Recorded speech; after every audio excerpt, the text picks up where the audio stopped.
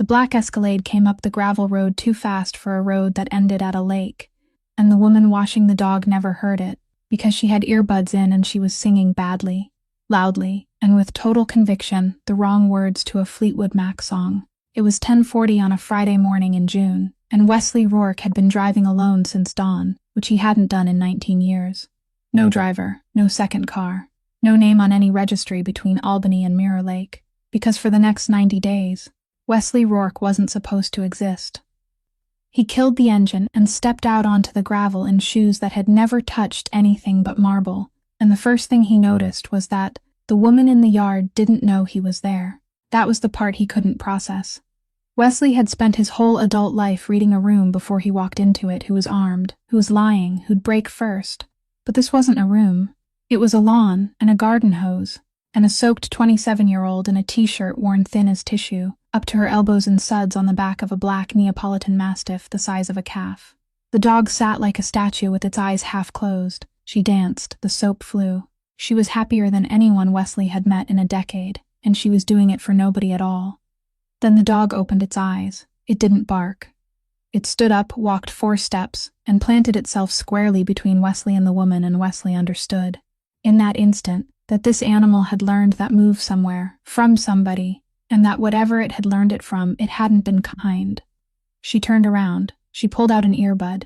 She looked at the Escalade, and then at the man, and then he watched her do it at his shoes, the Italian leather with no wear on the sole, and she tugged the left sleeve of her shirt down over her wrist. Wesley pulled the folded confirmation from his breast pocket and held it out the way a man hands over a court summons. Mirror Lake Estate, 14 Cutters Lane, June 6 through September 1st. She read it. She looked up. This is the wrong house. Mr. Rourke, he had a list of what men like him do next. So did she. They ask for the owner. They reach for the wallet. They drop a name you're supposed to be scared of. They make the wrong house your problem. Wesley Rourke did none of it. He looked at the dog. He turned the black steel signet ring on his left hand, one full rotation with his thumb, a small motion, almost private, and he said 4 words she hadn't heard from anyone in 4 years. May I wait outside? She hadn't expected to be asked. It did something to her spine she didn't want it to do, and neither of them said a word about the dark stain drying on his left sleeve. If you're already leaning in, hit that like button. It genuinely helps this channel more than you know. Share this with someone who loves a story that earns its ending. And subscribe, because you won't want to miss what's in that letter. Now let's get back to Mirror Lake, and the man on the steps, and the woman who told a mafia boss he was at the wrong house and wasn't wrong yet. At 12:05, Delaney called the real estate office in Saranac from the landline mounted on the kitchen wall, its coiled cord long enough for her to stand in the screen doorway and still keep the man sitting outside in view. The line was busy. She hung up, counted to 60, and called again. Still busy. She did it 4 more times, and each time she looked out into the yard, and each time he was still sitting in the same place on the lowest step, his elbows braced on his knees, his face turned toward the lake. He didn't tap at his phone. He didn't call anyone. Delaney had cleaned for enough wealthy people to know that this was the strangest thing about the entire morning, stranger even than the car. People with money didn't sit still. They called someone and turned the problem into somebody else's problem within 90 seconds. But he simply sat there, and Bruno lay 4 paces away from him, no closer and no farther, his massive head resting on his front paws, his eyes open. The dog didn't take his eyes off the man for 1 hour and 40 minutes. At 2:15, Bev Tanager finally answered, her voice broken and breathless, as though she'd just run in from the parking lot, and Delaney gave her name, the name of the house, and then read every line from the confirmation sheet the man had handed her. Bev fell silent for a long time. Then, in the voice of someone who had just looked over the edge of an abyss, she said there were 2 properties in the system, one called Mirror Lake Estate, and the other called Mirror Lake Lodge, and they were 31 miles apart by road and exactly 1 letter apart in name. Someone had typed it wrong. No one had checked it. The contract had been signed.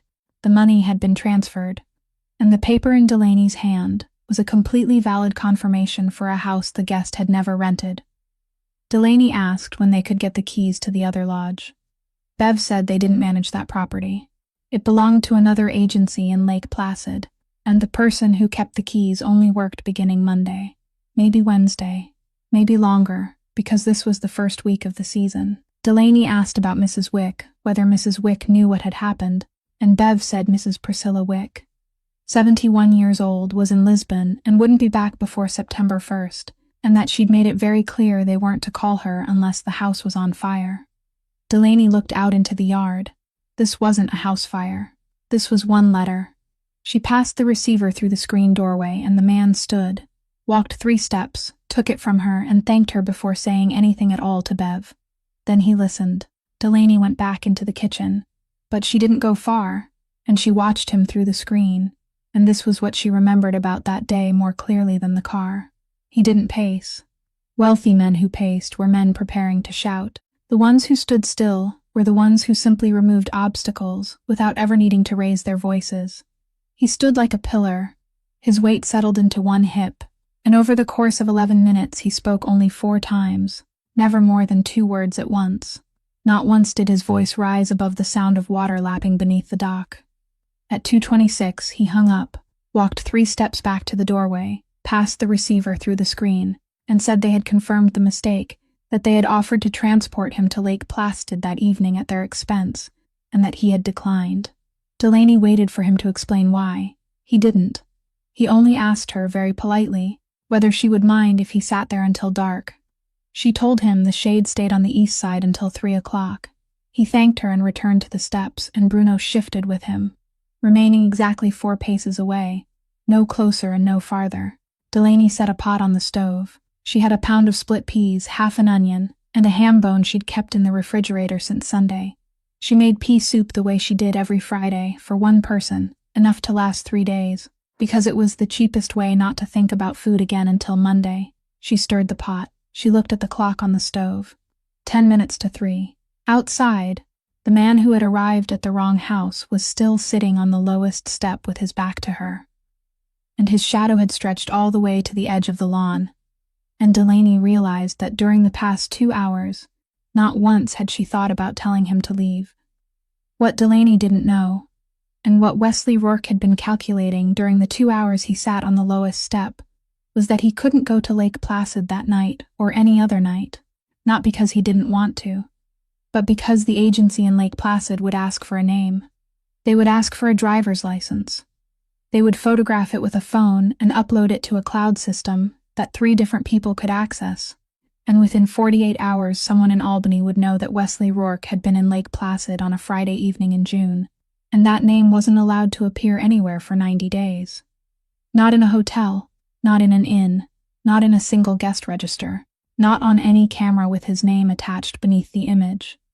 He had signed a paper in a room in Albany on Thursday night, and the paper didn't bear his signature anywhere, yet it bound him more tightly than any contract he had signed in 19 years. The terms were simple. He disappeared for 90 days. No name, no face, no trace. If he appeared, if there was a photograph, if there was a signature, then he wouldn't be the one who paid the price. His sister would. That was the entire agreement. That was why he had driven alone since dawn. That was why there was no driver and no second car. And that was why he was sitting on the steps of a woman he didn't know, listening to the water lap beneath the dock, understanding with perfect clarity that the doorway through which he might have left had closed at 2:26 that afternoon, when he passed the receiver back through the screen doorway. He took the confirmation sheet from his breast pocket and unfolded it for the 3rd time that day, and this time he saw what he hadn't seen the first 2 times. June 6th through September 1st. He counted. 90 days from June 6th was September 4th. He had booked 3 days too few. Wesley Rourke sat on the weathered cedar step and stared at that number for a long time, and he realized, with a sensation that was almost nausea, that this was the first time in his life he had ever arranged a place to stay for himself. For the past 19 years, someone else had done it. Someone knew which floor he preferred. Someone knew he couldn't eat seafood. Someone counted the days for him, and he had never once asked that person's name.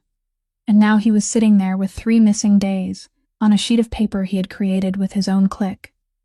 3 days that no one in the world was going to correct for him, and he understood that Bev Tanager's 1-letter mistake wasn't the only accident that had happened that day. At 3:45 he stood. The dog rose with him, still keeping exactly 4 paces away. Wesley walked to the screen doorway, and he didn't open it. He simply stood outside and waited until she looked up from the pot. He said he needed to stay.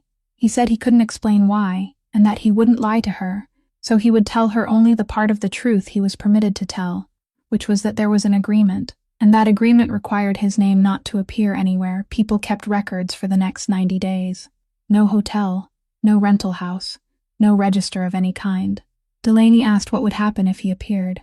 He said that if he appeared, he wouldn't be the one who paid the price. She waited for him to say more. He didn't. Then he named the amount, $80,000, for 90 days on those steps. He said it in exactly the same voice he had used when he thanked her for the telephone receiver. No louder, no softer, as though it were a fact about the weather. He said she could spend it on anything she wanted, and he wouldn't ask. He said she could say no, and he would sleep in his car somewhere without a name. And while he waited for her answer, Wesley Rourke stood perfectly still, his hands resting at his sides, not moving at all.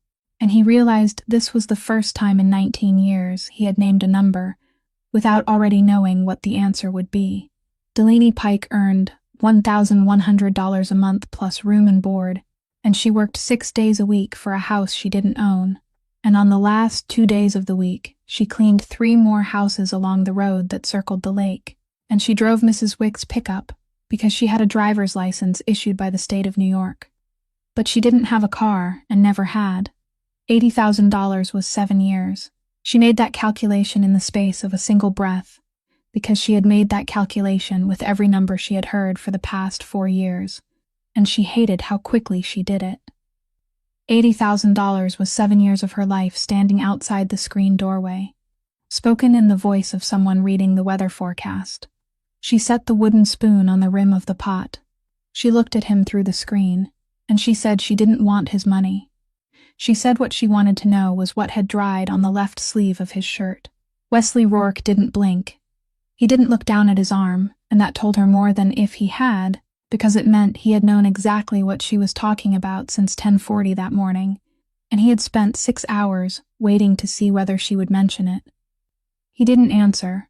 He stood there with his hands at his sides, and the two of them listened to the soup bubbling in the pot, and Delaney understood that she wasn't going to get an answer today, and perhaps never would. And she also understood that he didn't intend to lie to her, because a man who meant to lie would have done it already, would have had a story ready about a chainsaw or a carving knife or a fall, and he had nothing. He simply stood there and let her look. She turned away. She lowered the heat. She opened the cupboard above the sink and took down 2 bowls, and she had set them on the wooden counter and filled the first ladleful before she realized she had made her decision. That was how it happened. There was no moment when she sat down and waited. There were only 2 bowls on the wooden counter, and a woman standing there staring at them, as though someone else had just placed them there. She left the second bowl on the top step with a spoon and a slice of bread, and she didn't call to him, and she went back into the kitchen and didn't look outside. She heard the step creak. She heard the bowl being lifted. She didn't hear him say thank you, and she was grateful for that, because if he thanked her now, she would have to think about what she had just done. When she went outside at 6 o'clock to collect the bowl, she saw that Bruno had moved out of the shade and was lying on the steps, and he was no longer 4 paces away. He had his whole head and one shoulder resting across Wesley Rourke's feet, 150 pounds pressing down on those Italian leather shoes like a sandbag, and the man was sitting perfectly still. Delaney stood in the doorway and looked at the clock on the stove. She looked again at 20 minutes to 7. The dog was still there. The man still hadn't moved. 40 minutes, and he didn't pull his feet away, didn't push the dog aside, didn't pat his head, didn't do any of the things a man did when he wanted an animal to know who was in charge. He simply let it happen. Delaney had known Bruno for 4 years, and in all that time Bruno had never lain across anyone's feet, not even hers.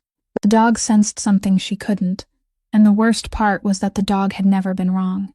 That was exactly the problem. She had relied on his instincts to decide who was allowed through the gate and who wasn't, and now he had just made the decision for her. And she didn't agree with it at all, and she couldn't challenge it either. She stood in the screen doorway with the empty bowl in her hand, looking out across the lawn as darkness gathered, and she thought that tomorrow she would tell him he couldn't stay. And even as she thought it, she knew she wouldn't. On Saturday morning, she went out to the steps at 7 o'clock with a sheet of graph paper she had torn from the grocery notebook, 5 lines written across it in ballpoint pen, and she handed it to him before he had the chance to say good morning. She said she wasn't taking his money, that she had already told him so, and that she wouldn't say it again. She said what he was getting wasn't a place to stay. It was a list. Wesley took the paper. He read it standing beneath the 7 o'clock sunlight, and Delaney spoke each line aloud as he read, because she wanted to hear herself say them. 1. He would sleep in the loft above the boathouse. Not inside the boathouse, but in the loft, where there was a folding bed, an oil lamp, a window overlooking the lake, and nothing else. 2. He wasn't allowed inside the main house. He wasn't to step onto the main porch, look through the main house windows, or put his hand on the main house doorknob.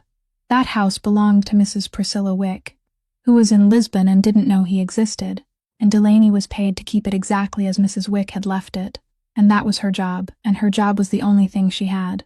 3. He wasn't to ask her about her past. Not one question. In return, she wouldn't ask him about his sleeve, his name, the agreement, or anything else.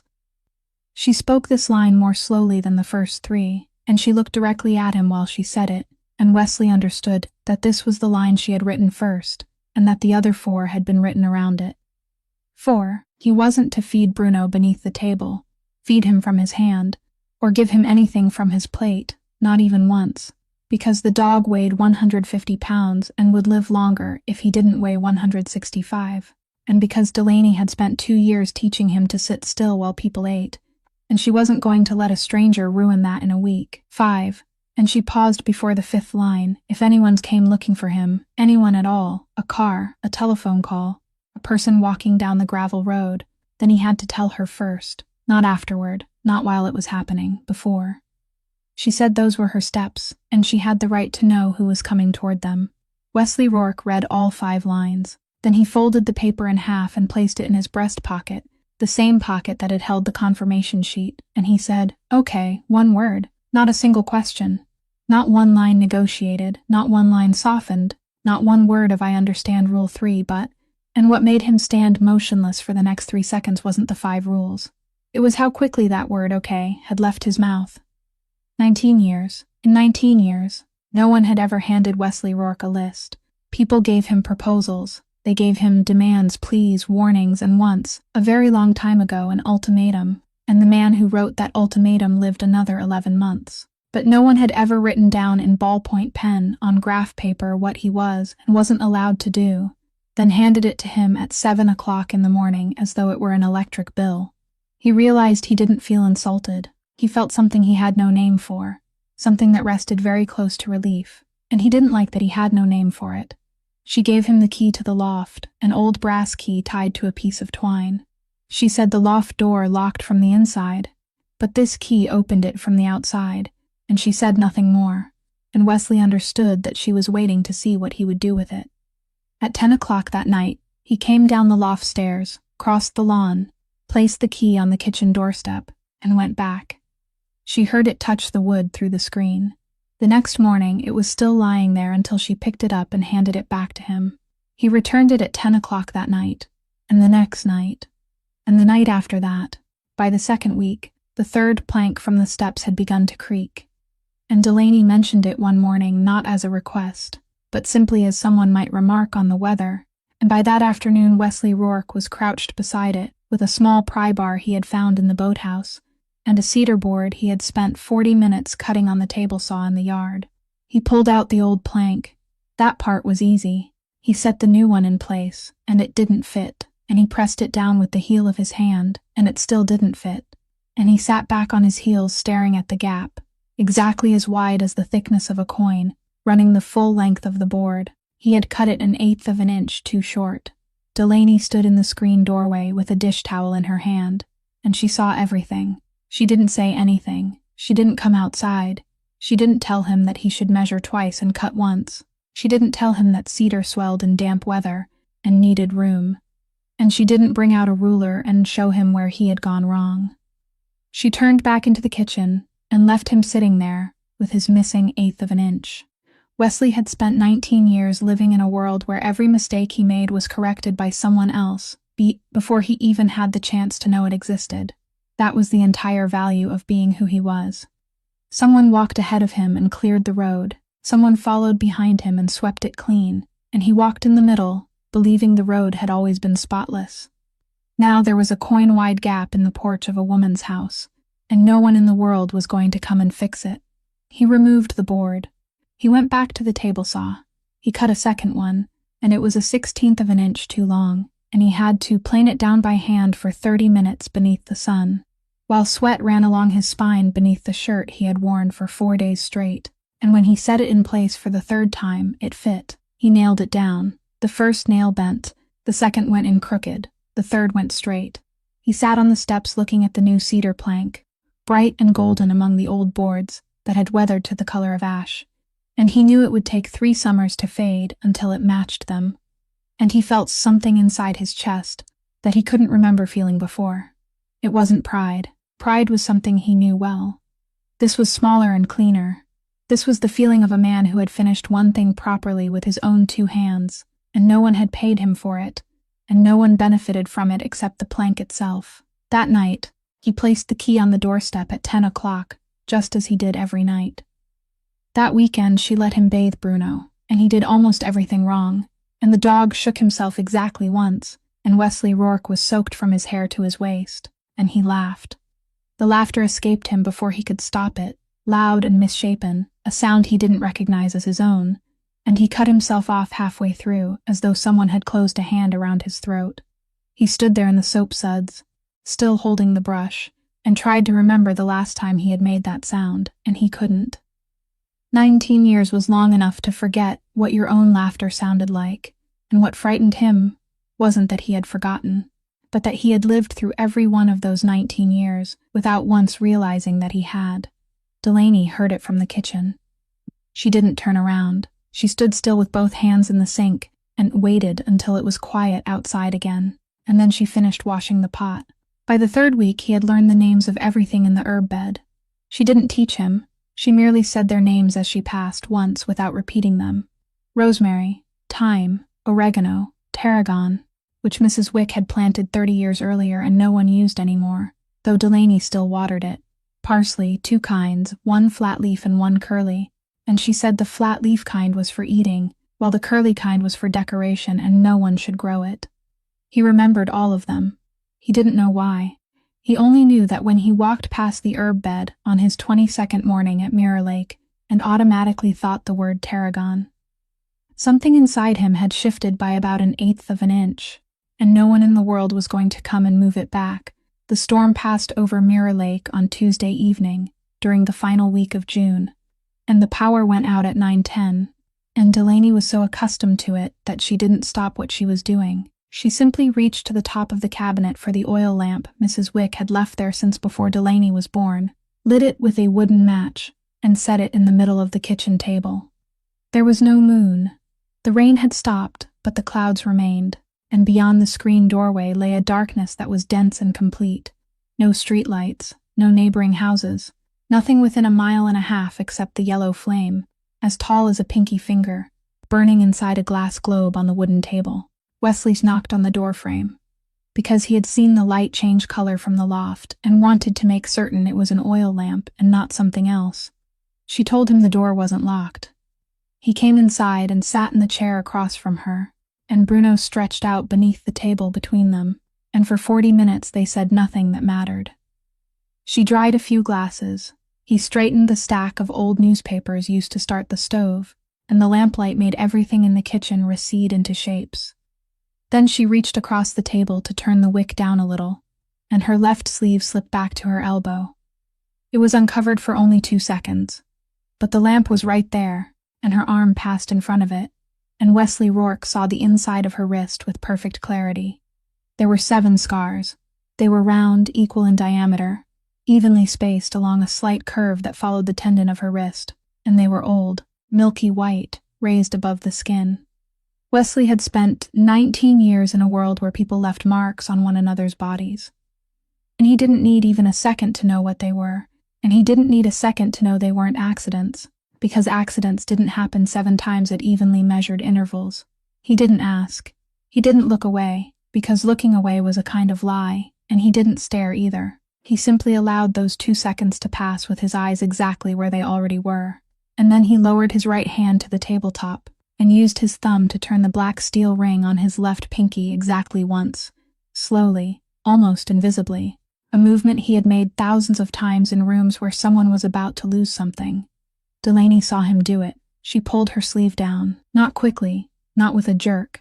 She simply drew it over her wrist with the same gesture she had made 10,000 times in 4 years, a gesture that had become part of the way she stood. And then she placed both hands in her lap beneath the table, sat with her back straight, and looked at the lamp. 4 minutes passed. Neither of them spoke. Bruno breathed beneath the table, slow and heavy. Rain dripped from the edge of the porch roof onto the new cedar plank, the one that was still pale, each drop making a single sound. The flame inside the glass globe leaned slightly when a draft slipped through the crack beside the door, then straightened again. Delaney had been waiting for this moment since the first week. She had known it would come because it always did, and she had rehearsed her answer for every version of it, for the version that asked who did that to you, for the version that said, "Oh my God, Delaney," for the version with a hand reaching across the table, that she would have to avoid. She had an answer ready for every one of those versions. What she didn't have was an answer for 4 minutes of silence. Then Wesley Rourke spoke. He spoke very softly, and he looked at the lamp instead of at her, and his voice was no louder than the rain dripping onto the plank. He said he wouldn't ask. Then he said that if she ever spoke a name, he would know what to do with it. He didn't say another word. He didn't explain what he meant, because both people in that kitchen knew exactly what he meant, and saying it plainly would have turned it into a threat instead of a fact. Delaney sat very still. She felt something rise in her throat, and she didn't allow it to go any farther. In 4 years, no one had ever given her anything like this. People had given her advice. They had given her hotline numbers, pink pamphlets, embraces she hadn't asked for, questions about why she hadn't left sooner. No one had ever given her an action. No one had ever told her that the name was something that could be carried somewhere, and used to do something. She looked at the man sitting across from her on the other side of the oil lamp, and she understood, with complete clarity and not the slightest trace of uncertainty, exactly what kind of man he was, and that he had just told her so in the kindest way a man like him could. She said it was the most terrifyingly kind thing anyone had ever said to her. Wesley didn't answer. He turned the ring back to its original position, and he sat there with her until the oil in the lamp had burned down by half. On the last Sunday in July, Delaney returned from Keene Valley at 6:00 in Mrs. Wick's pickup truck, and she didn't go into the kitchen. She walked straight to the steps where Wesley was sitting, shelling peas into a bowl, and stood there until he looked up.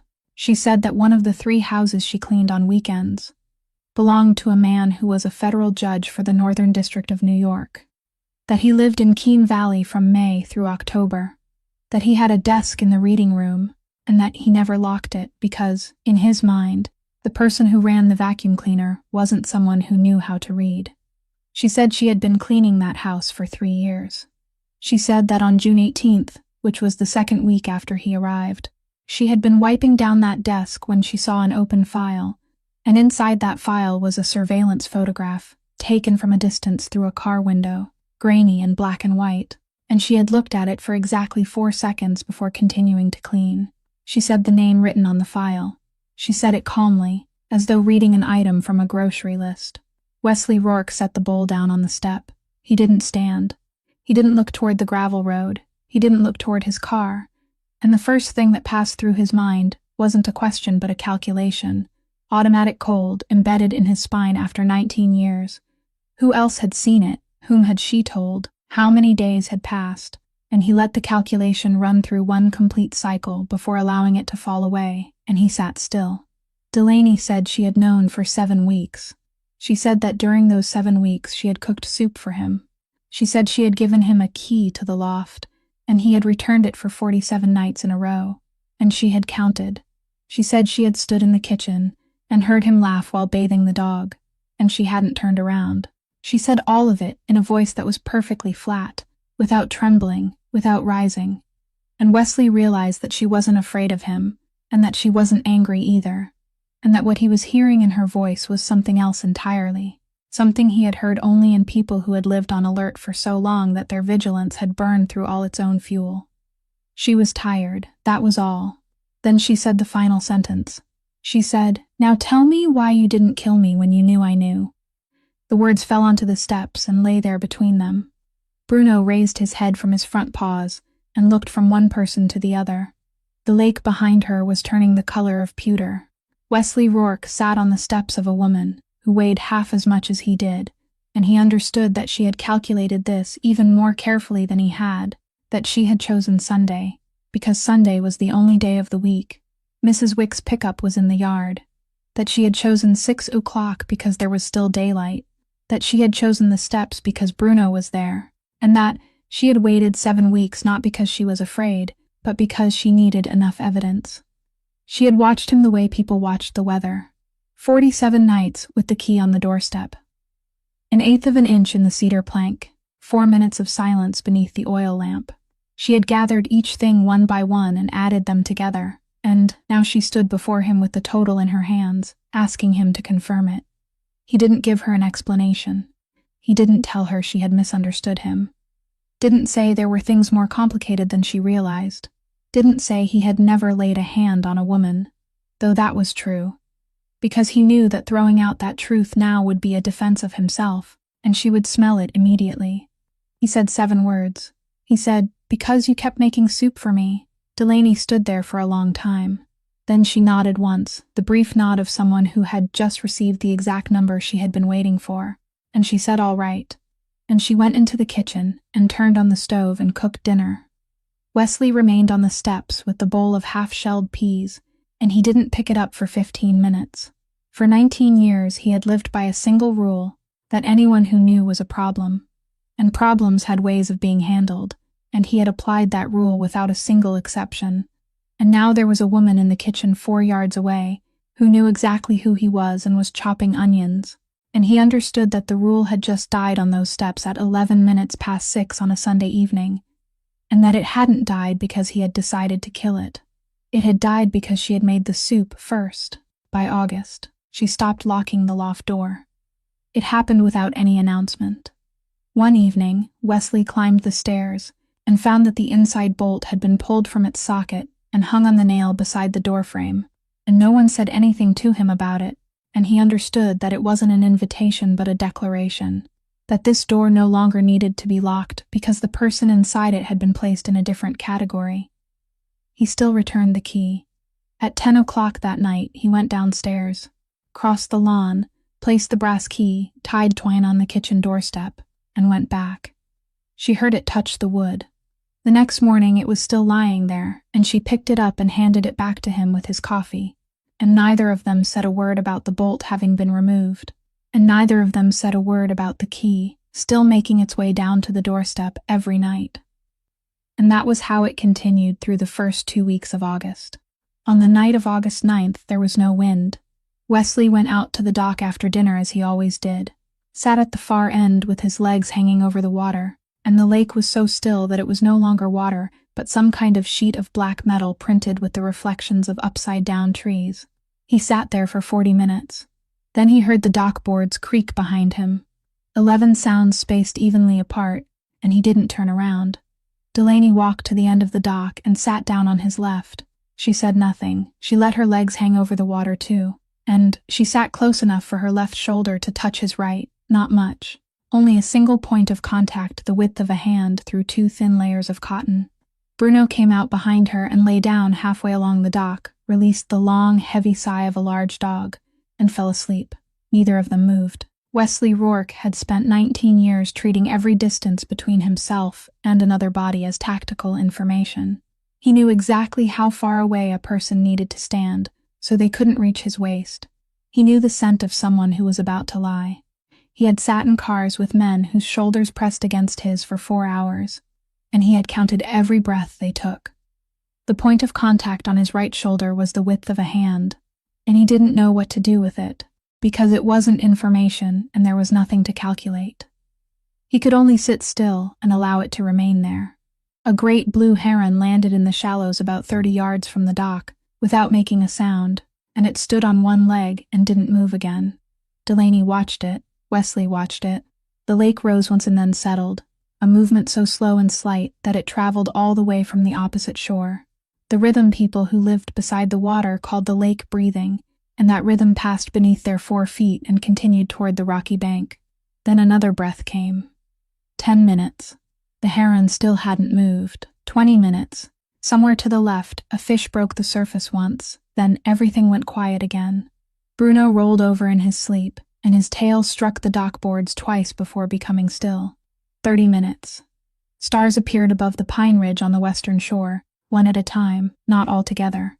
40 minutes. Delaney thought about how she had sat alone on this dock for nearly 1,500 evenings and had never once considered that it might be able to hold 2 people. Wesley thought about how he owned 11 houses and couldn't remember which direction the bedroom windows faced in any one of them. 50 minutes. Neither of them spoke. Neither of them shifted. Neither of them reached across that distance of nothing to do anything with it, because they both knew, without discussing it, that if either of them moved even 4/10 of an inch, what existed there would end, and something else would begin. Something more ordinary, something they both already knew how to handle. Neither of them knew how to handle this. That was why they left it untouched. 1 hour. The great blue heron lowered its other foot, took 3 steps, and lifted into the air, and the sound of its wings was like someone shaking out a bedsheet in an empty room. Delaney stood. She said goodnight, and she went inside. Wesley remained alone on the dock, and he felt the place on his right shoulder grow cold very slowly in the August air. And at 10 o'clock that night, he walked to the kitchen doorstep and placed the key there as he did every evening. On August 14th, Delaney left for Keene Valley at 8 o'clock in the morning, and Wesley remained alone with the dog.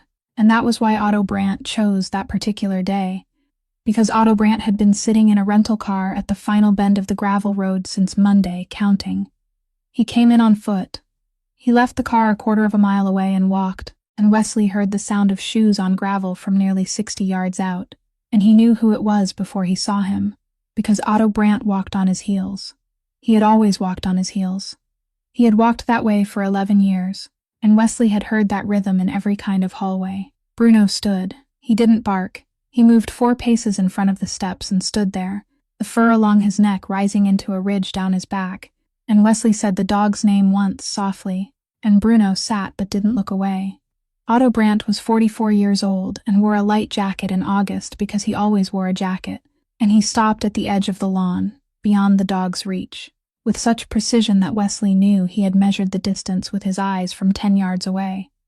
He wasn't carrying a gun.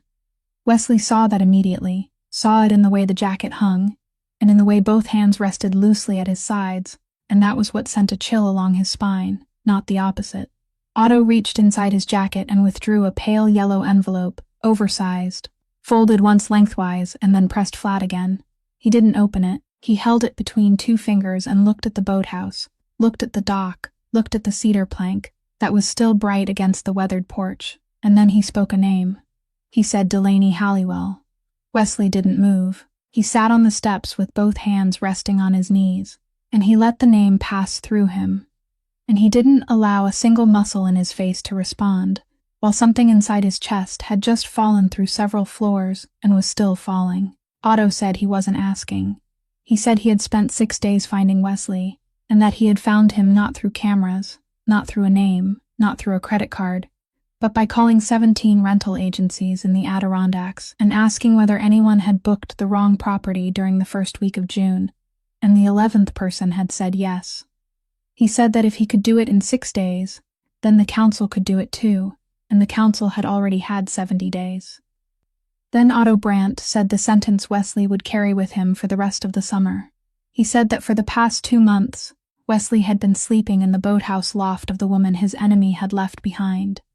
He said the council believed Wesley had arranged this. He said Fitz also believed Wesley had arranged it.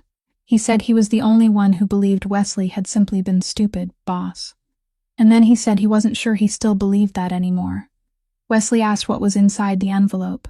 Otto said he didn't know, that he hadn't opened it, that the person who gave it to him had said that if he opened it, he would become part of it, and Otto Brandt had survived to 44 by never becoming part of anything.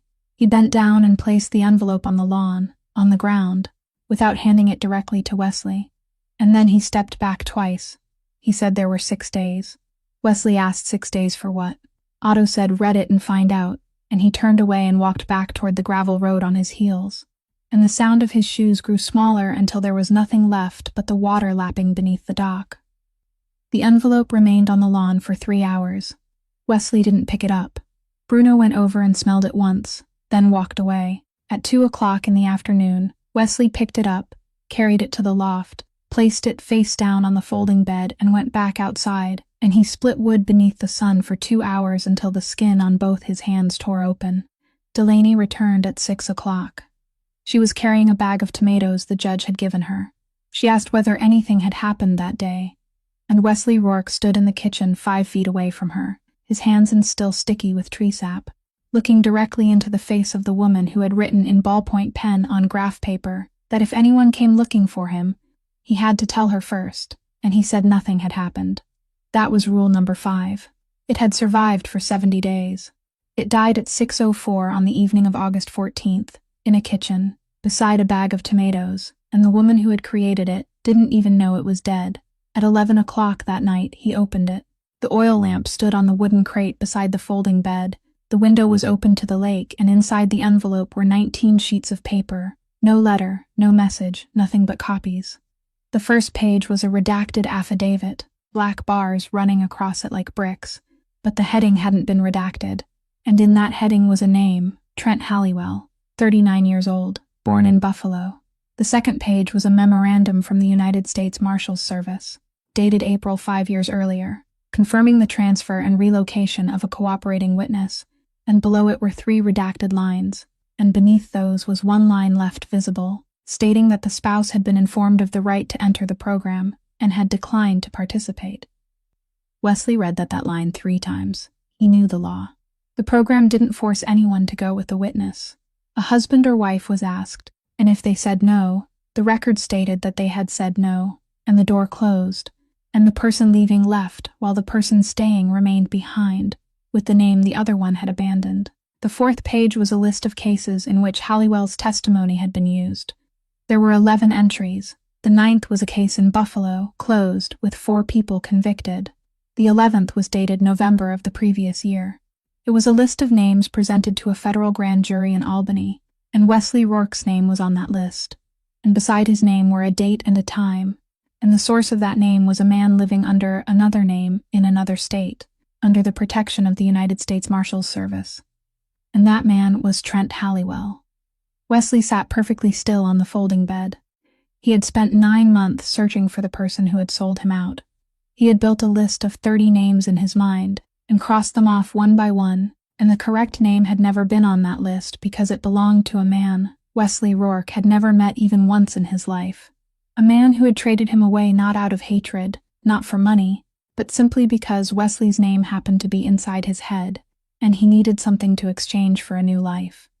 The 14th page was an inventory of property. In the middle of the list, between a Ford and a refrigerator, was an entry for 1 male black Neapolitan Mastiff, registered in 2020, and the registered owner's name was Trent Halliwell. Wesley set the paper down. He looked out the window. Below, on the dark lawn, the 6-year-old dog lay where he always lay, facing the gravel road. He had been brought home at 1-year-old.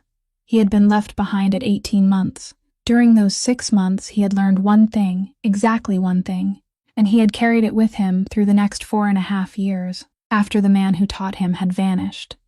And that thing was to move 4 paces forward and place himself between the woman and whoever was coming.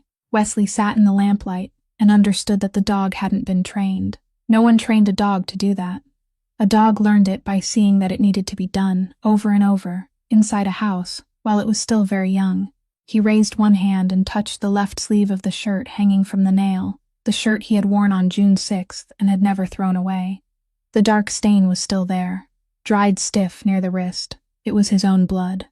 On the night of June 5th, in the room in Albany, when the agreement had been read aloud, and he understood that its only truly valuable condition was his sister, Wesley Rourke had stood, walked into the hallway, and driven his fist into a mirror, and the broken glass had cut a line, 1.5 inches long, along the inside of his left wrist, and he had wrapped it in a handkerchief, driven through the night, and arrived at Mirror Lake at 10:40 the next morning, with the wound still seeping through the fabric.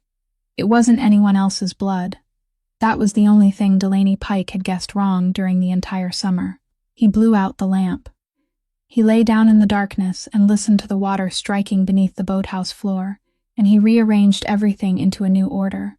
The woman below had made soup for him on 47 evenings. The dog had lain across his feet for 40 minutes, 7 round scars on one wrist. And all of those things came from the same man, a man he had never met, a man sleeping somewhere that night under some name, alive, protected, and completely unaware that both of the ones he had left behind were breathing beside the same lake. The next morning, he placed the 19 sheets of paper on the kitchen table in front of her, and said nothing. Delaney wiped her hands on a towel. She sat down.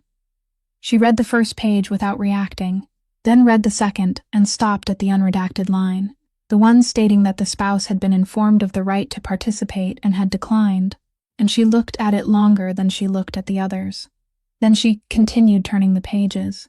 She read all 19 sheets in 14 minutes, without asking a single question, and when she gathered them into a stack and tapped the edges against the tabletop to straighten them, Wesley understood that she had known all of this for a long time.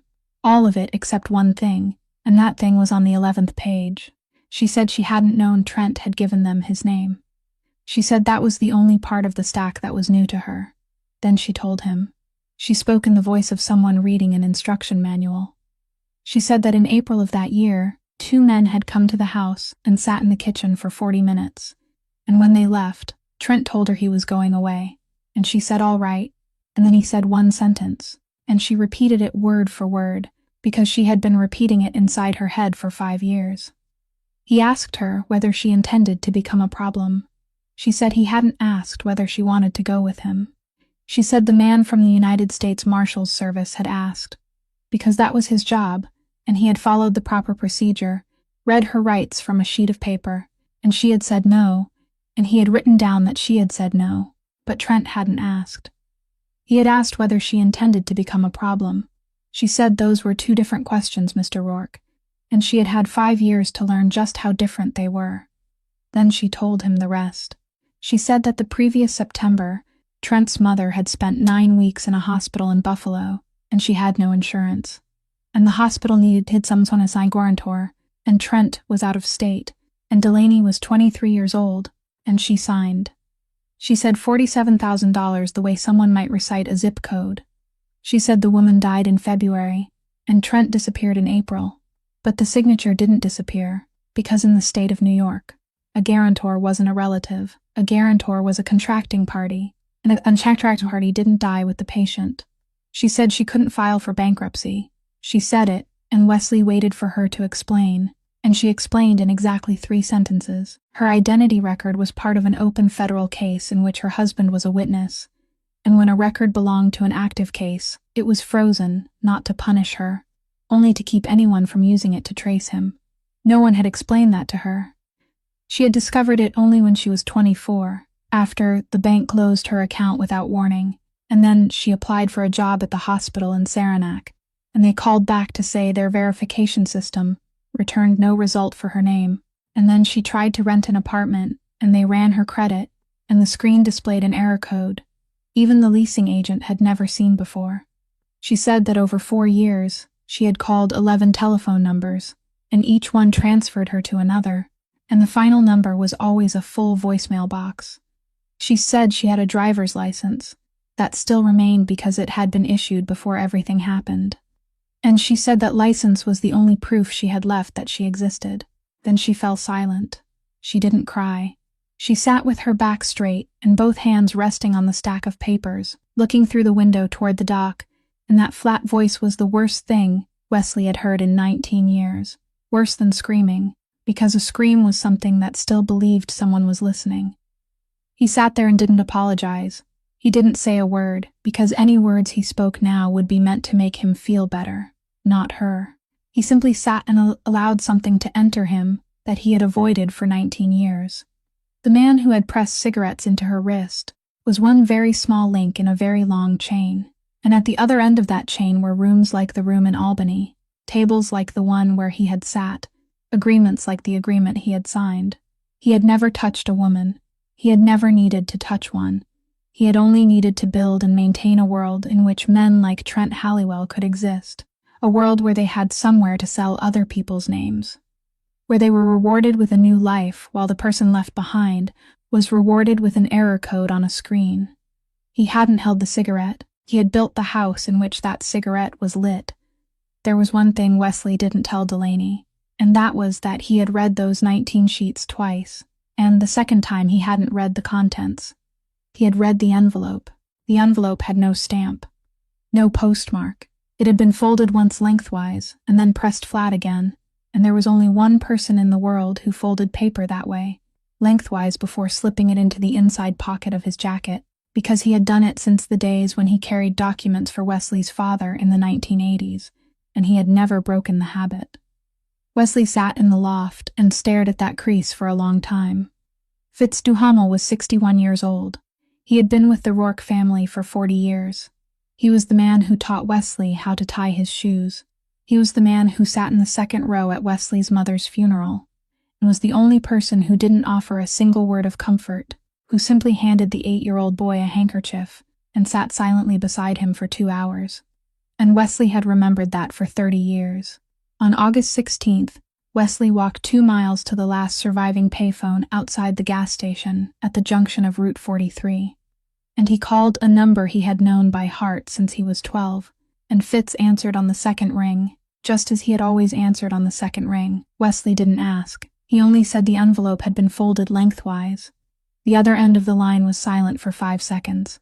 Then Fitz Duhamel said yes, one word, and in that one word Wesley heard all 40 years. Fitz said he had given the Halliwell file to Otto and told Otto to bring it up. Fitz said he was also the one who had told the council about Mirror Lake on August 9th, 5 days before Otto found it. Fitz said he hadn't taken a single dollar. Wesley asked why. He asked in the voice of an 8-year-old boy, and he hated himself for it, and he couldn't stop. Fitz released a long breath through the line, the breath of an old man who had already been sitting with this answer for weeks. He said he had loved Wesley's father. He said he had loved Wesley since the boy was 8 years old. He said that was precisely why he had done it. Then he said the rest slowly, without raising his voice, as though reading a diagnosis. He said he had been standing in the hallway in Albany on the night of June 5th. He had seen Wesley punch the mirror. But the mirror wasn't what had chilled him. What had chilled him was what happened 30 seconds earlier, when the agreement had been read aloud and Wesley Rourke had asked whether he could have more time to think. Fitz said he heard those words leave Wesley's mouth, and knew at once. He said Wesley's father had never asked anyone for anything in 40 years, and that was why Wesley's father had died in his own bed. He said Wesley had begun asking permission. He said men like us aren't allowed to ask. He said once people heard him ask once, they would wait for him to ask a second time, and they would never stop waiting, and on the day he stopped asking they wouldn't believe him, and they would test him. And they had test him when he could least endure being tested. Fitz said he had seen it happen 3 times in 40 years, and all 3 times it had taken between 18 months and 2 years, and all 3 times it had ended the same way, slowly, messily, and in front of everyone. He said he couldn't bear to watch it happen to Wesley. He said he had sold Wesley to the council so it would happen now, quickly and cleanly, while he still had enough influence to make certain it would be quick and clean. He said it was the last kindness he had left to give. Wesley stood inside the phone booth outside the gas station at the junction of Route 43, with the receiver pressed to his ear, and he lowered his right hand and used his thumb to turn the black steel ring on his left pinky exactly once. He asked how much Otto knew. Fitz said Otto knew nothing. Fitz said he had handed Otto the envelope and told him that if he opened it, he would become part of it, and Otto Brandt was the kind of man who followed instructions. And Otto Brandt had walked 1/4 mile so he wouldn't have to drive into a yard with a dog. And Otto Brandt had spent 6 days calling 17 rental agencies instead of telling the council what he suspected. Fitz said the final sentence very softly. He said Otto Brandt had never betrayed Wesley for a single day in 11 years, and that Wesley had hated him throughout those 11 years, and that this had been the greatest mistake of Wesley's life until that summer. Then Fitz hung up. Wesley remained inside the phone booth for a long time, with the receiver still in his hand and the steady dial tone entering his ear. And outside on Route 43 a logging truck passed and the ground trembled, and he thought about a handkerchief being handed to an 8-year-old boy in the second row. Otto had said 6 days, and he had said it on the 14th, so the deadline was the 20th. Wesley knew exactly what that deadline required without reading another page. The council didn't need him dead. The council needed to know who he still was. 70 days spent vanished beside a lake, with the woman the witness had left behind could be explained in only 2 ways. Either he had arranged it so he could reach Trent Halliwell through her, or he had gone soft. They could forgive the first. They couldn't forgive the second. So they gave him a test, and the test was that he return to Albany before the 20th and deal with Delaney Halliwell. And the word deal was left deliberately unfinished because in 40 years that word had never needed anything added to it. That was the first clock. The second clock began running on the 17th. Delaney saw it first. A gray sedan was parked at the bend on Cutter's Lane on Saturday morning, and it was still there that afternoon, and she passed it twice in Mrs. Wick's pickup truck. And the second time, the person sitting inside didn't look at her, and she came home and told Wesley there was a car that didn't belong to the village. Wesley knew at once who it was. Not the council. The council didn't park at a bend where the whole village drove past. It was the Federal Bureau of Investigation, and they were there because Wesley Rourke had been the target of an open federal investigation in Albany since November of the previous year, and it had taken them 73 days to find him, and now they were simply sitting there, waiting for him to do something. Wesley had to explain to Delaney that the people in the gray sedan had nothing to do with the people who had taken Trent away. The United States Marshal Service handled hiding witnesses. The Federal Bureau of Investigation handled arresting defendants. 2 agencies, 2 buildings, 2 budgets, and they didn't speak to each other any more than they were required to. The man in the car hadn't come because of her. He had come because he wanted to see Wesley Rourke touch something. The third clock had been running since June, and no one had noticed. On the 18th, Delaney checked the mail at Verna's store and found a postcard from Lisbon. Mrs. Priscilla Wick had written in blue ink that she would return on September 1st, that she had sold the house, that the buyer would take possession on the 5th, that she was sorry for the late notice, and that she had enclosed a check for 2 months of wages. Delaney read it standing in the middle of the store beside the bread rack. She read it again. Then she put it in her pocket, bought milk, and went home. She didn't tell Wesley until that evening. She told him in that same flat voice. She said September 1st. She said the job would end, and the boathouse was housing that came with the job, so the housing would end too. Wesley asked where she would go. She said there was a boarding house in Saranac for $480 a month, and she had asked about it in May when she first sensed this was coming. Then she fell silent. Wesley waited. She said they didn't allow dogs. That was the entire sentence. She said nothing more. She stood at the sink with her back to him and washed 2 bowls, hers and his, and Bruno lay beneath the table breathing slowly and heavily. 6 years old, 150 pounds, and both people in that kitchen knew exactly what the sentence meant, and neither of them said it aloud. Wesley Rourke sat in the chair and looked at 3 numbers. August 20th, the gray sedan at the bend. September 1st. Those 3 deadlines had nothing to do with one another. No one had arranged them. The council didn't know Mrs. Wick existed. The Federal Bureau of Investigation didn't know the boarding house in Saranac existed. Mrs. Priscilla Wick, 71 years old, sat in Lisbon and wrote a courteous postcard without the slightest idea that it would fall into the very same week. That was what sent a chill down his spine. For 19 years, he had lived in a world where everything had been arranged by someone, where coincidence was a word for fools. He sat in that kitchen and understood that the 3 things tightening around that woman's throat in the same week were completely separate, and that this was how the real world worked. It didn't arrange anything. There were simply enough things falling at once. He had no plan. That was the truth, and he sat with it. For 19 years, he had always had a plan, always had 2, always had a third that no one knew about. And now he sat at a wooden table with both hands still calloused from splitting firewood and his mind completely empty. Delaney turned off the faucet. She said he should go to bed. She said tomorrow was Monday, and she had to leave for Keene Valley at 8 o'clock. She said it as though next week still existed. At 2 o'clock in the morning on August 19th, Wesley woke to a sound coming from the lawn below, not barking. Something else, dry and repetitive. An animal trying to vomit and unable to bring anything up. He went down the loft stairs barefoot and found Delaney already there, kneeling in the wet grass beneath the rain with a flashlight, while Bruno stood with all four legs spread apart, his belly swollen and hard as a drum, and he tried to vomit again, and nothing came out. Delaney said one word. She said torsion. She said it like someone reading the results of her own medical test. 4 years of living with a deep-chested dog meant 4 years of reading everything there was to read about this, and she knew she had about an hour, perhaps 2, and after that there would be nothing anyone could do. Mrs. Wick's pickup had been at a repair shop in Lake Placid since Thursday. Wesley couldn't drive the Escalade, not because there was anything wrong with it, but because a gray sedan was parked at the bend, and a black vehicle leaving Cutter's Lane at 2 o'clock in the morning would be recorded, and the name attached to that license plate would enter a report, and that report would go to Albany, and at the other end of Albany was a 33-year-old woman who would be made to pay for it. Wesley stood in the rain and made that calculation in the space of a single breath, then bent down, slid both arms beneath the dog's belly and hindquarters, and lifted him. 150 pounds.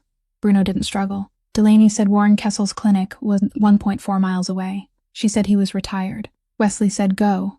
They walked through the rain along Cutter's Lane, and then turned left onto the village road. Delaney leading with the flashlight, Wesley following with 150 pounds in his arms. And he didn't set the dog down even once. The first quarter mile was manageable. By half a mile, his arms had begun to tremble from Olgel down. At 1 mile, he could no longer feel his hands, and he began counting his steps, 20 steps and then 20 more, while rain ran into his eyes and he couldn't wipe it away. Neither of them spoke. The dog breathed against his neck, short and shallow, growing shallower with every moment. Warren Kessel, 52 years old, opened the door in his pajamas at 2:40. He looked at the dog's swollen belly for 3 seconds and didn't ask a single question. He simply pulled the door wide, switched on the lights in the operating room, and told Wesley to place him on the table, and as he walked, he said he had spent 14 years performing emergency veterinary surgery in Syracuse before moving up here, and that he had kept this table because he had never been able to let it go. The door closed. Delaney and Wesley sat in the waiting room, both of them soaked through on 2 plastic chairs beneath fluorescent lights, while the smell of antiseptic was so thick it settled at the base of the tongue.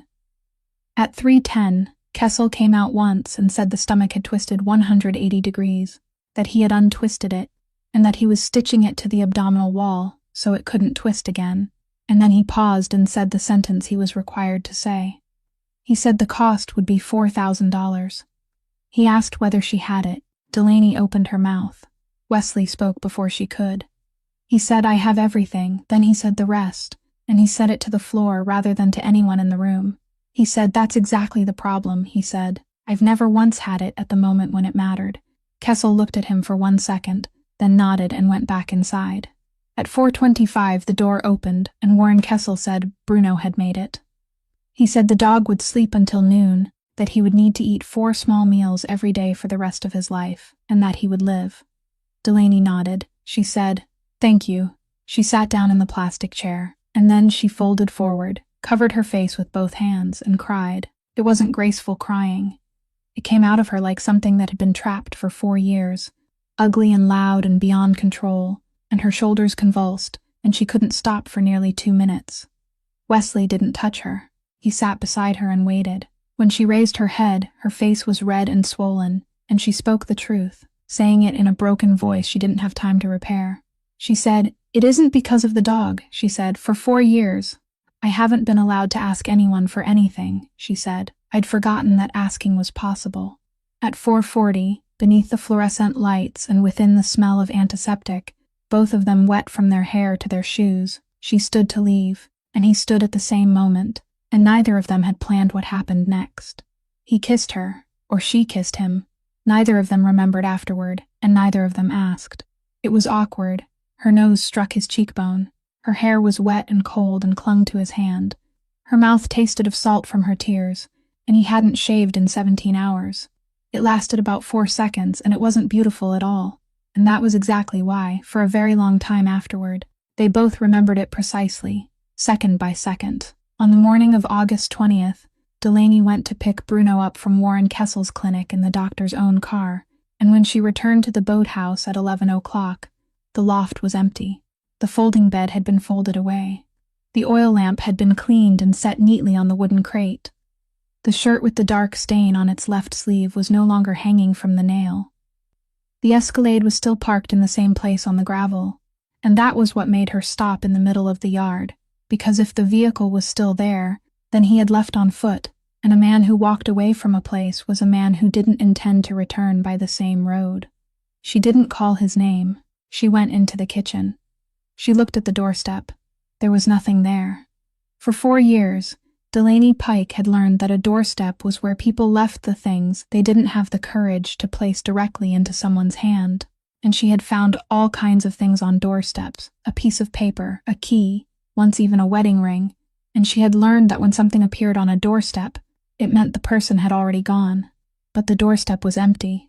That afternoon, she walked to Verna Cobb's store to buy soft food for the dog, who had just undergone surgery, and Verna Cobb, 68 years old, stood behind the counter and said nothing until Delaney placed her things on the glass. Then she opened the drawer beneath the cash register, took out the brass key, tied with a piece of twine, and set it down between them. She said he had come there at 7 o'clock that morning. She said he had stood exactly where Delaney was standing and asked her to pass this along. Then Verna repeated his words without correcting them or adding anything, in the voice of someone reading a sentence handed down by a judge. She said he asked me to tell you that he didn't want you to find it on the doorstep.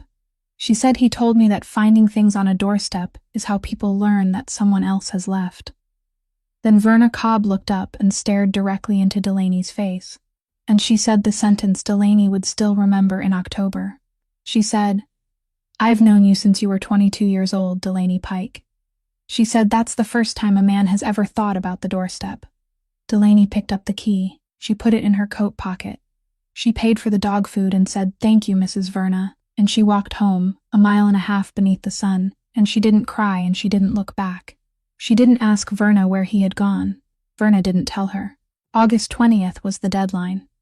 Wesley Rourke knew exactly when it expired, not at midnight, but when the council met, and the council always met at 4 o'clock on Wednesday afternoon, and at 4 o'clock on Wednesday afternoon, August 20th, Wesley Rourke was sitting in a plastic chair at the Trailways bus station in Lake Placid, and he wasn't going to Albany. He sat there and watched the hand of the clock pass the number 4. It wasn't forgetfulness. He had counted every minute. He knew that when the hand crossed that mark, 5 men in a room 210 miles away would look at one another and understand that Wesley Rourke hadn't come, and that his failure to appear was the answer, and that it was the only answer he could give without crossing a woman's doorstep. The first day, the second day, and the third day passed, and nothing happened, and that was the difficult part, because Wesley knew the council's silence didn't mean forgiveness. It meant they were meeting again. From the 4th day through the 6th, he stayed in a room rented by the week for cash in Glens Falls. And he signed nothing, and he called no one. On the 7th day, he went to Albany. He traveled by bus. Wesley Rourke, 37 years old, a man who hadn't used public transportation even once since he was 17, sat in the 8th row of a coach with a canvas bag and stared through the window for 3 hours, and not one person on that bus knew who he was, and that was the first thing all summer that he found useful. On the 7th day, the 8th day, and the 9th day, he was in Albany. Delaney knew nothing about those 3 days. She knew nothing about the 6 days before them. She fed the dog 4 small meals every day. She went to Keene Valley on Monday. She cleaned 2 more houses. She cleaned the empty loft. She kept the brass key in her coat pocket, and it was still there at the end of the 9th day. And that evening she sat alone at the kitchen table, while outside on the lawn the 6-year-old dog lay facing the gravel road, just as he had for 4.5 years, and no one came. On the afternoon of August 27th, Delaney returned from Keene Valley at 5 o'clock, and he was already sitting on the steps, on the very lowest one, and Bruno lay beside him, not 4 paces away, but pressed against his feet, the way he had lain there since that Friday evening in June. She stopped at the edge of the lawn, with the truck keys in her hand. He didn't stand. He said he had done 3 things, and he had done all 3 before coming back up here, and that this was the most important part of everything he was about to say, that all 3 were finished, signed, filed, impossible to reverse, and that she had no power to change them and no obligation to thank him for them. The first was that he no longer had anything. For the first time all summer, he said his sister's name, Corinne Rourke, 33 years old, an attorney in Albany. On the 26th, every legal asset in Wesley Rourke's name, 3 buildings, a harbor, a family fund, had been transferred into an irrevocable trust, whose beneficiary was Corinne, whose documents had been signed by Corinne, and the word irrevocable meant that not even Wesley could take it back. He said he hadn't done it to hide assets. He had done it for 2 reasons. The first was that the council now had nothing left to take from him. The second, and he said this more slowly, was that he now had nothing left to use to threaten anyone. He said that for 19 years, every conversation he entered had already been decided before he opened his mouth, not because of anything he said, but because of what he could do to the person sitting across from him, and he didn't want this conversation to be like that. He said he had kept exactly one thing. He raised his left hand. The black steel ring on his pinky. He said it was worth nothing, and that was precisely why. The second thing was $47,000. Delaney stood very still when he said the amount. He said he hadn't paid it. She said nothing. He continued. He said he had sat in Corinne's office on the 7th day and told his sister to transfer the money, and Corinne had looked at him and asked a question he couldn't answer. She had asked, and after that, what will she be to you? He said he had sat with that question for 2 days. He said that if he paid the $47,000, then for the rest of their lives, every time Delaney Pike stood in a room with him, there would be a number resting on the table between them, and that number would never grow smaller, and she would never be certain whether she stayed because she wanted to or because she owed him. He said, "I didn't pay it." Then he said the next thing while looking down at the lawn. He said, "I couldn't live with having paid it." What Corinne Rourke had done was much more difficult and had taken much longer. On the 8th day, she filed a dispute in Erie County Court challenging the debt, arguing that the guarantor's signature had been obtained under coercive circumstances, that the hospital had placed a guarantor form in front of a 22-year-old woman in an intensive care hallway while her mother-in-law was on a ventilator, without an attorney, without time to read it, and without any written alternative being offered. On the 9th day, she filed a second petition, this one in federal court, seeking to have Delaney Halliwell's identity record released from the open case, arguing that the record had been frozen to protect a witness who had been relocated 5 years earlier, that a spouse who hadn't entered the program wasn't a risk to that witness, and that keeping her unable to open a bank account, unable to be verified when applying for work, and unable to rent a home imposed a burden grossly disproportionate to any possible benefit. Wesley said it might take 4 months, it might take a year, it might fail. He said she would have to sit in a room in Albany for 6 hours and answer questions she would hate. Questions about that April night, about the kitchen, about the 2 men, about why she hadn't gone, and that someone would record it, and no one in that room would be kind to her. He said, "Then it's yours," he said, "not mine, yours." Delaney stood at the edge of the lawn and said nothing for a long time, and Wesley didn't fill the silence. Then she walked up the steps, past him, entered the kitchen, and set the keys on the table, and she stood with her back to him for a while, and when she turned around, her eyes were dry. For the third thing, he took a white envelope from his coat pocket and placed it on the kitchen table. He didn't open it. He didn't read it. He said it contained the answer to the question she had never asked, the question about his father, about the ring, and about why a 37-year-old man would allow other people to arrange 90 days of his life instead of standing up and fighting. He said she could read it that night. She could read it the next morning. She could put it in the stove. Then he stood to go outside. Delaney said his name. He stopped. She looked at the envelope on the wooden table and said she wouldn't read it that night. She said she would read it the next morning, in this kitchen, with him standing where she could see him, after he made the eggs. On the morning of August 28th, he came down the loft stairs at 7 o'clock, barefoot, his hair still wet from the lake, and when he reached the doorway, Bruno rose from inside and pushed the screen door open for him with his muzzle, something he hadn't done for anyone but Delaney in 4.5 years. On the kitchen table, the letter had already been opened. Delaney sat in the chair with both hands resting on the tabletop on either side of the page, and she didn't look up.